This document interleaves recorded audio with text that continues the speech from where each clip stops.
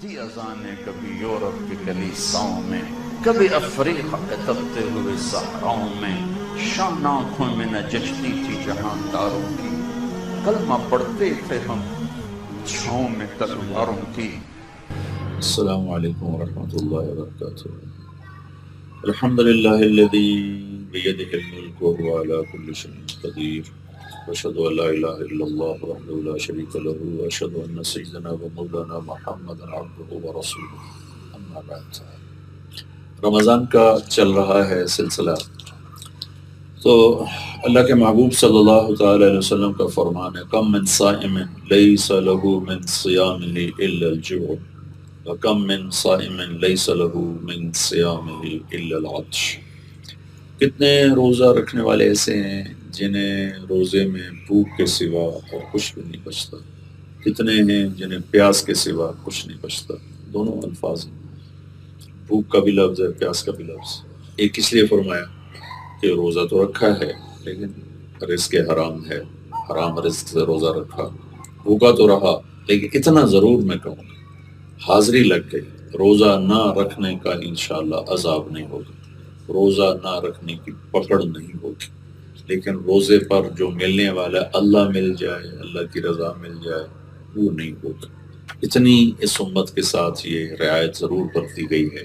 بہت سے لوگ کہتے ہیں اس کی تو رشوت کھاتا ہے، اس کی نماز کیسے کیا فائدہ، اس کا تو مال حرام ہے، یہ تو سود کھاتا ہے، اس کے حج کیسے کیا فائدہ۔ تو میں یہ کہا کرتا ہوں کہ اتنا فائدہ انشاءاللہ ضرور ہے کہ حاضری لگ گئی، نماز نہ پڑھنے کی پکڑ نہیں ہوگی، حج نہ کرنے کی پکڑ نہیں ہوگی۔ باقی حرام کھانے پہ پکڑا جائے گا تو الگ چیز ہے، اس میں تو کوئی شک ہی کوئی نہیں ہے۔ باقی اللہ جس کو چاہے معاف کر دے، کبھی دعویٰ نہیں کرنا چاہیے کہ اس کی بخشش ہو ہی نہیں سکتی۔ وَيَغْفِرُ مَا دُونَ ذَلِكَ لِمَن يَشَاءُ، اللہ نے کہا بس ایک چیز معاف نہیں کروں گا، إِنَّ اللَّهَ لَا يَغْفِرُ أَن يُشْرَكَ بِهِ، ایک میں شرک معاف نہیں کروں گا، وَيَغْفِرُ مَا دُونَ ذَلِكَ لِمَن يَشَاءُ، جس کو چاہوں معاف کر دوں۔ ایک بازاری عورت تھی، پیشہ کرنے والی، اللہ کے نبی نے فرمایا ایک کتے پیاسے کو پانی پلایا، اللہ نے اس کو بخشش فرما دی۔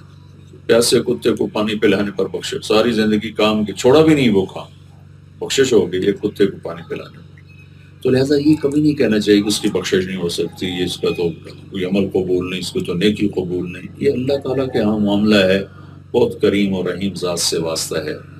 کسی ایسے ہم اللہ کو دنیا کے بادشاہوں پہ قیاس نہ کریں، وہ تو ورا اور ولا ذات ہے۔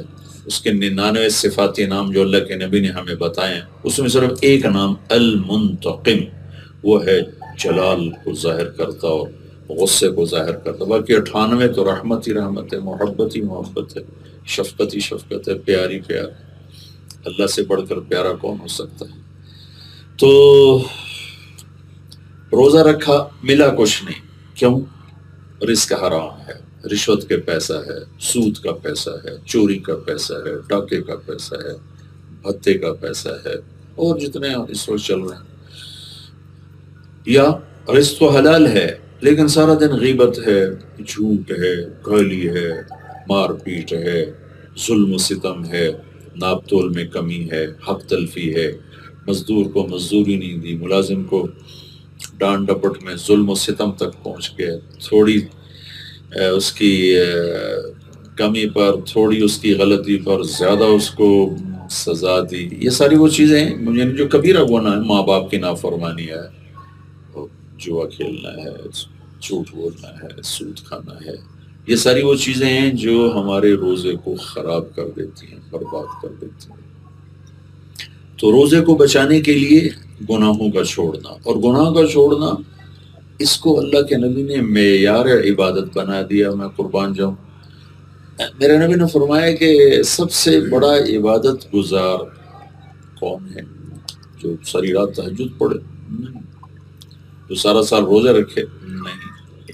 یہ تو 10 کروڑ میں ایک بھی ایسا نہیں کر سکتا۔ میرے نبی نے وہ پیمانہ بتایا کہ میں بھی کر سکتا ہوں، آپ بھی کر سکتے ہیں، بچے بھی کر سکتے ہیں، بوڑھے بھی کر سکتے ہیں۔ اس میدان میں سب ریس لگا سکتے، ہاتھ بھی نہیں، پاؤں بھی نہیں، وہ بھی ریس لگا سکتے۔ میرے نبی نے فرمایا اتق المحارم تکن اعبد الناس۔ ابو ہریرہ رضی اللہ عنہ سے فرمایا، پوری حدیث آپ کو سناتا ہوں۔ آپ نے فرمایا من یاخذ عنی ہؤلاء الکلمات، کوئی ہے مجھ سے یہ چند باتیں سیکھ لے، فیعمل بہن، بس خود عمل کر لے، اور یعلم من یعمل بہن، یا کسی ایسے کو بتا دے جو ان پر عمل کر لے، میں قربان جاؤں۔ آگے بتانے کے لیے خود عمل کو بھی شرط قرار نہیں دیا کہ پہلے خود عمل کرو پھر کسی کو کہو۔ ہمارے پورے ملک میں یہ غلط مفروضہ قائم ہے کہ کسی کو خیر کی بات اس وقت کہو جب تم خود بھی عمل کرتے ہو۔ یہ مشہور حدیث ہے اور صحیح حدیث ہے، اور سارے بڑی 6 کتابوں میں یہ ہے۔ آپ نے فرمایا کہ کوئی ہے مجھ سے چند باتیں سیکھ لے، خود عمل کر لے یا کسی عمل والے کو بتا دے۔ تو معلوم ہوا کہ کسی کو بتانا ہر حال میں ہمارے ذمہ ہے، چاہے اپنا عمل ہو یا نہ ہو، وہ خیر ایک الگ بات ہے۔ تو ابو ہریرہ کہنے لگے یا رسول اللہ میں تیار۔ تو آپ نے فرمایا، آپ نے ان کا ہاتھ پکڑا اور یوں انگلی یوں ایسے انگلی کو ایسے اپنے ان کی ہتھیلی کے ساتھ لگایا اور فرمایا کہ اتق المحارم تکن اعبد الناس، ابو ہریرہ گناہ چھوڑ دے سب سے بڑا عبادت والا بن جائے گا۔ فی الحال میں اسی مضمون کو بیان کرنا چاہتا ہوں لیکن پوری حدیث سناتا ہوں۔ ارض بما قسم اللہ لک تکن اغنى الناس، قناعت کر دے سب سے بڑا مالدار بن جائے۔ قناعت کا کیا مطلب ہے؟ کہ دنیا کی ریس لگانا چھوڑ دے، کمانا نہیں، ریس لگانے والا ہمیشہ بھوکا ہوتا ہے، چاہے وہ بلینئر ہو، چاہے وہ خربوں پتی ہو، چاہے سونے چاندی کے محلوں میں رہتا ہو، اگر وہ ریس میں ہے تو اس سے بھوکا اور فقیر کوئی نہیں، اور جو اپنی مرضی سے کماتا ہے اور جاتا ہے اس سے بڑا غنی کوئی نہیں۔ تو آپ نے فرمایا ریس لگانا چھوڑ دے، سب سے بڑے غنی بن جاؤ۔ پھر تیسری انگلی کو ایسے نیچے کیا اور فرمایا احسن الی جارک تکن مؤمنا، پڑوسی سے اچھا سلوک کر چاہے کوئی بھی ہو تو ایمان والا بنے گا، کامل ایمان والا بنے گا۔ پھر چوتھی انگلی کو ایسے نیچے کیا، احب للناس ما تحبه لنفسک تکن مسلما، جو اپنے لیے پسند ہے وہ دوسروں کے لیے پسند کر تو پکا مسلمان بنے گا۔ پھر پانچویں کو ایسے کیا، لا تکثر الضحک فإن کثرة الضحک تمیت القلب، ہر وقت نہ ہنستا رہے، کہ ہر وقت ہنستے رہنا دل کو مردہ کر دیتا۔ ہنسنے سے منع نہیں فرمایا، ہر وقت ہنسی مذاق ہا ہا ہی اس سے منع فرمایا، اس سے دل مردہ ہو جاتا۔ تو میرے نبی پاک صلی اللہ تعالی علیہ وسلم نے عبادت کا بڑا خوبصورت پیمانہ قرار دیا، گناہ چھوڑ دو سب سے بڑے عبادت گزار بن جاؤ۔ اگر آپ یوں کہتے ہیں کہ اتنے نفل پڑھو تو عبادت والے ہو، اتنے روزے رکھو تو زیادہ عبادت والے ہو، تو کوئی کرتا کوئی نہ کرتا۔ آپ نے نہ کرنا کہا، سبحان اللہ، کتنا خوبصورت بات ہے۔ یہ میرے سامنے لوگ بیٹھے ہیں، میں ان سے کہوں گے اٹھو بھائی 5 کلومیٹر کی دوڑ لگاؤ، تو کوئی لگا سکے گا، کوئی نہیں لگائے گا۔ اور میں ان سب سے کہوں بیٹھے رہو، تو بیٹھنے میں سب کو سہولت ہے، سب کے لیے آسانی ہوگی۔ تو میرے نبی نے یہ نہیں فرمایا کہ یہ نیکیاں کرو تو سب سے بڑے عبادت والے، فرمایا گناہ چھوڑ دو تو سب سے بڑے عبادت والے بن کے، جھوٹ چھوڑ دو، زنا چھوڑ دو، شراب چھوڑ دو، چھوڑنے کا کیا، قتل چھوڑ دو، جوا چھوڑ دو، ناچ گانا چھوڑ دو، ماں باپ کی نافرمانی چھوڑ دو، غیبت، حسد، بغض، کینہ یہ چھوڑ دو، سب سے بڑا عبادت گزار بن جاؤ۔ تو عبادت کا پیمانہ میرے نبی نے گناہ چھوڑنے کو بتایا کہ گناہ چھوڑو سب سے بڑا عبادت والا تو بنے گا۔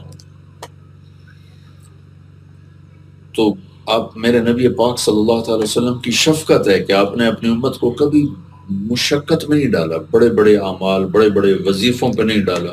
ایک آدمی آ کر کہنے لگا یا رسول اللہ مجھے کوئی وظیفہ بتائیں، میری روزی کم ہے۔ تو کتنے وظائف ماشاءاللہ لکھے ہوئے سارے صحیح، لیکن میرے نبی نے کتنا آسان کر کے اس صحابی کو کہا، آپ نے فرمایا باوضو رہا کر تیرا رزق بڑھ جائے گا۔ تو باوضو رہنے میں نہ کوئی مصلی پہ بیٹھنا پڑتا ہے، نہ کوئی نفل پڑھنے کی بات ہے، نہ کوئی تسبیح پڑھنے کی بات ہے، آسان کام ہے کہ جب وضو ٹوٹے وضو کر لو، اللہ تیرا رزق بڑھا دے گا۔ تو اپنی امت پر شفقت کی وجہ سے اب ہر وقت اپنی امت کو مشقت سے بچاتے تھے۔ 3 دن تراویح کی نماز پڑھی، چوتھے دن نہیں آئے، فرمایا کہ مجھے ڈر لگا کہیں فرض نہ ہو جائے۔ مسواک بہت زیادہ فرماتے تھے، وہ بہت پسند فرماتے تھے، اور فرمایا کہ اگر میری امت پر مشقت کا ڈر نہ ہوتا تو میں ان پر فرض کر دیتا مسواک کر۔ تو گناہوں کا چھوڑ دینا یہ پورے دین کی حفاظت ہے، پورے معاشرے کی حفاظت ہے، اور اس میں خاص طور پر میں نے پچھلے اس میں نشست میں بھی کہا تھا، پھر اس کو دہراتا ہوں چونکہ فبائے عام ہے، اس زبان کی حفاظت فرمائیں، اس کو غیبت سے پاک فرمائیں، اس کو چغلی سے پاک فرمائیں، اس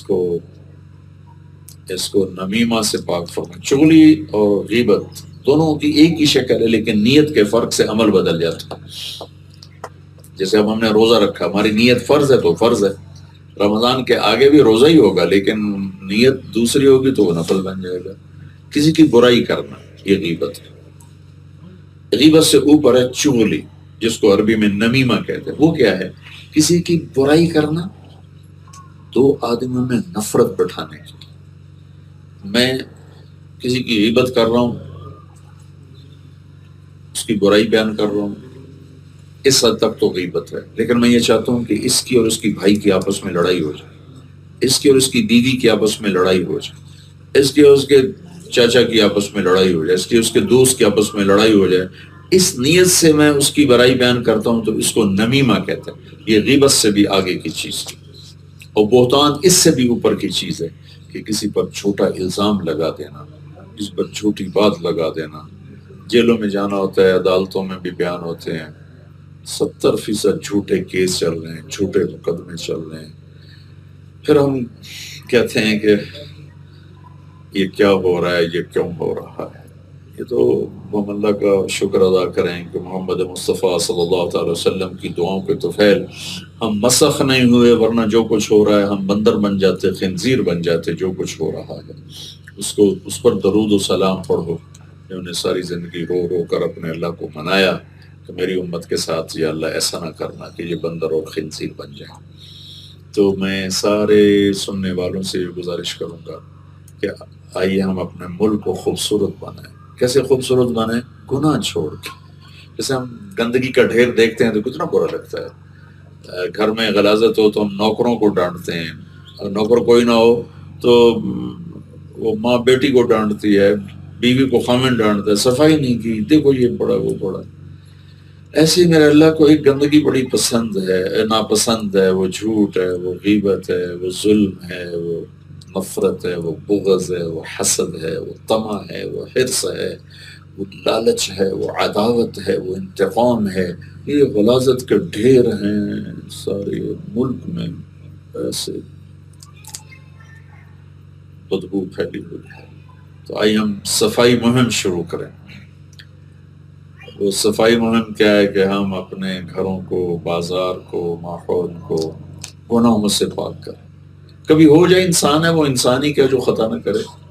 یہ تو میں نہ کہتا ہوں اور نہ یہ توقع رکھنی چاہیے کہ انسان ہو اور اس سے گناہ نہ ہو، ناممکن ہے۔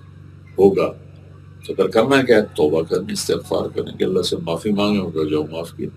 اور اس کا معافی کا دربار اتنا کھلا ہے کہ وہ کہتا ہے کہ اتنے گناہ کر کے آسمان کی چھت کو لگا، پھر صرف ایک دفعہ کہہ دیا اللہ معاف کر دے، جاؤ معاف کرو، معاف کرو۔